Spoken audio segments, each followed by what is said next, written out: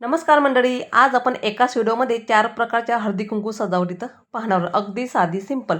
इथं blouse piece घ्यायचे, त्याच्या भोवती आपल्याला हिरव्या कलरची एक बांगडी घालून घ्यायची, एक हळदी कुंकवाची वाटी, साईडला फुलं, इथं हळदी कुंकवाचं स्टँड आणि जास्वंदाच्या फुलाची पानं घातली आणि त्यावर फुल, मधोमध सेंटरला आपल्याला तांदूळाची रास, त्यावर नथ आणि जोड घातले. ही आहे आपली साधी सिंपल हळदी कुंकू सजावट.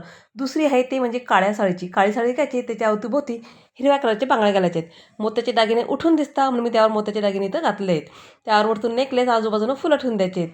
कानातले आणि नथ ठेवली. साईडला आपल्याला खाली गुलाबाच्या पाकळ्या ठेवा किंवा जास्वंदाच्या फुलाच्या किंवा कुठल्याही फुलांच्या पाकळ्या तुम्ही ठेवू शकतात. त्याच्या खाली फुल आणि जास्वंदाच्या फुलाची पानं ठेवून द्यायची. ही आहे आपले मस्त 2 नंबरची हळदी कुंकू सजावट. 3 नंबरची त्याहून सोपी. गंगाळ घेतलं, त्यात पाणी घालून घ्यायचं, अवतीभोवती गुलाबाच्या पाकळ्या आणि साईडला झाडांची पानं घातलेत. त्यावर आपल्याला रांगोळीची कलर टाकून हळदी कुंकू असं राईट करायचं आहे. अगदी साधी सिंपल, सहज पटकन होणारी अशी हळदी कुंकू सजावट आहे. त्याच्या खाली सर्कलला अवतीभोवती हिरव्या कलरची एक बांगडी घालून घ्यायची. अवतीभोवती जे आवडेल ते फुलं आपण घ्यायची. ही आहे मस्त 3 नंबरची हळदी कुंकू सजावट.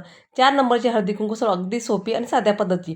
विठ्ठल रुक्माईचा उपयोग करून इथं मी हळदी कुंकू सजावट केलेली आहे. इथं गुलाबाच्या पाकळ्या, त्यावर विठ्ठल रुक्माईची मूर्ती, त्याच्या अवतीभोवती हिरव्या कलरची बांगडी, नंतर खाली ब्लाऊज पीस इथं वापरलेले, त्यावर पूर्ण दागिने पॅक केले आहेत.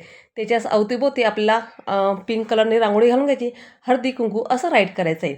आणि त्याच्याखाली अवतीभोवती आपल्याला जास्वंदाच्या फुलाची पानं, त्यावर तांदूळाची रास, हळदी कुंकवाची एक वाटी ठेवून द्यायची. साईडला मी विणा ठेवला आहेत. मस्त आपला हळदी कुंकू सजावट इथं तयार झाले. आजचा व्हिडिओ तुम्हाला आवडला असेल तर एक लाईक नक्की करा. चला भेटू पुढच्या व्हिडिओमध्ये. तोपर्यंत बाय.